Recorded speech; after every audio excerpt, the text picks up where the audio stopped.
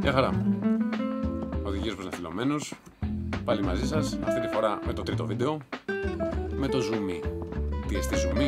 Sequencer. Θα κάνω μια εισαγωγή και έτσι μερικά παραδειγματάκια. Να μπούμε λίγο στην ουσία της υπόθεσης. Πάμε.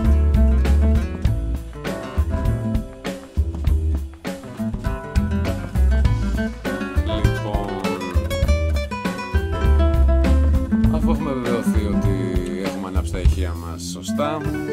Έχουμε βάλει την κάρτα ήχου. Έχουμε πάει στο Device Manager, Device Setup, VST Audio System. Έχουμε επιλέξει την κάρτα ήχου μας από το πανελάκι εδώ πέρα. Εγώ αυτή τη στιγμή έχω μια 8 πριν.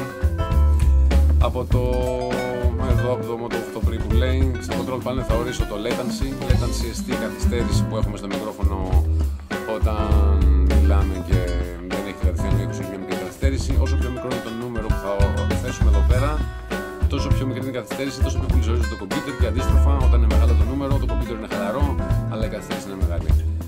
Clock source πάντα ορίζουμε internal, εκτός αν έχουμε κάποια άλλη πηγή που να μας ορίζει το clock, όπως έχω εγώ, γι' αυτό έχω επιλέξει Data Optical, αλλά δεν δίνουμε σημασία, internal βάζουμε εδώ και τελειώνει.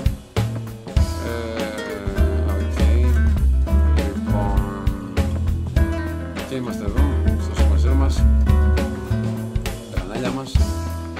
Το μήκος, αυτό που βλέπουμε είναι ουσιαστικά χρόνος.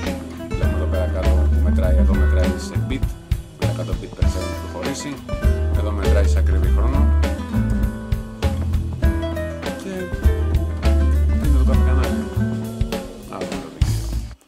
Κιθάρα λοιπόν. Δεξί κλικ, add track, add audio track. Το πατάμε και μας εμφανίζει το κανάλι. Να το κανάλι.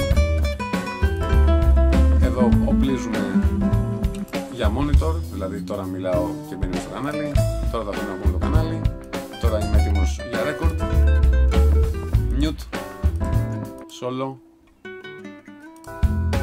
Δυστυχώς το φύσιμα που ακούμε αυτή τη φορά είναι air condition, παιδιά, σε δεν αντέχω. Κάνει ζέστα. Πολύ ζέστα. Και συνεχίζουμε. Αυτό το κανάλι λοιπόν, εδώ πέρα βλέπουμε ότι το χωρίσει να παίρνει είσοδο από την 8η έξοδο της 8 πριν, βλέπουμε εδώ πέρα τον κατάλογο, και να πηγαίνει στην έξοδο της στέρεο ΜΚ2. Βλέπουμε εδώ, εδώ είναι η έξοδο ΜΚ2 που πάνε όλα τα κανάλια, εδώ τα αντίμανα βλέπουμε πάμε σε ένα άλλο group. Εδώ είναι τα εφέ. Εδώ λοιπόν θα κάνουμε audio track, audio effect channel. Ορίζουμε κοινόχρηστα εφέ, που σημαίνει ότι όλα αυτά εδώ πέρα τα εφέ μπορούμε να τα χρησιμοποιήσουμε σε κάθε όργανο. Παράδειγμα, έχουμε την χαρίτσα εδώ, βάζουμε εφέ δετίγκα, το κλείνουμε το εφέ και ξαναβάζουμε εφέ. Λοιπόν,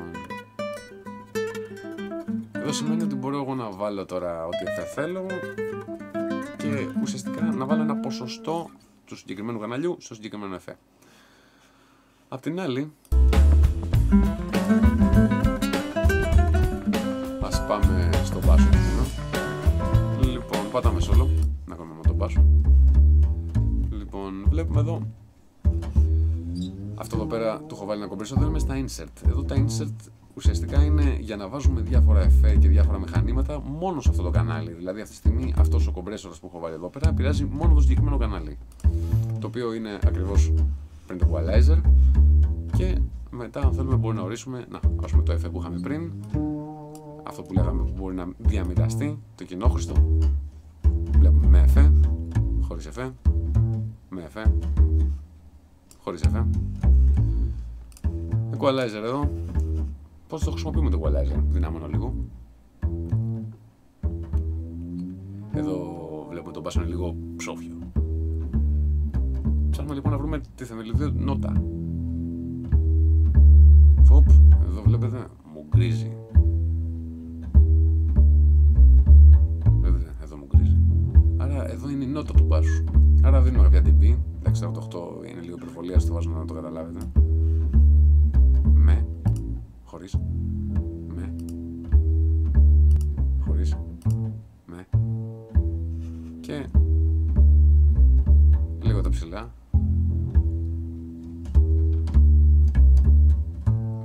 ψηλά με τη μία. Πάμε μια αρχή. Χωρίς equalizer καθόλου. Με equalizer. Χωρίς. Με. Χωρίς air condition. Με air condition. Χωρίς air condition. Με air condition. Πω πάρα πολύ air condition. Δυστυχώς παιδιά, sorry. Είμαστε σε μέρες που δύσκολες. Έτσι λοιπόν η ουσία δεν είναι μονάχα το πώς ακούει το όργανο μόνο του, αλλά και πώς δουλεύει με την υπόλοιπη μπάντα.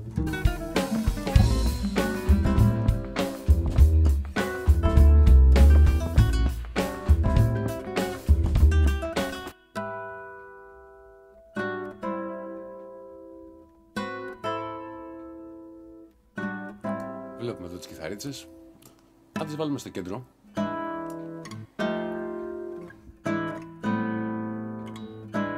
κάνει κάτι σαν κόρους. Αυτό λέγεται διαφορά φάσης. Είναι παιγμένες δύο φορές. Βλέπετε, με το που τις ανοίξω, αμέσως παίρνεις την αίσθηση του στέρεο που λαχταράς. Και μας δίνει χώρο για να βάλουμε και τους υπόλοιπους. Κιθαρίτσα. Και οι φίλοι τους.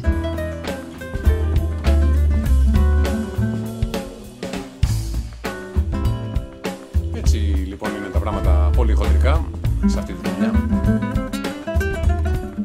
Με λίγο εξάσκηση και πολλά τεστ και με γούστο βέβαια. Να ακούτε μουσική και να είστε καλά. Μέχρι την επόμενη φορά να προσέχετε. Γεια χαρά.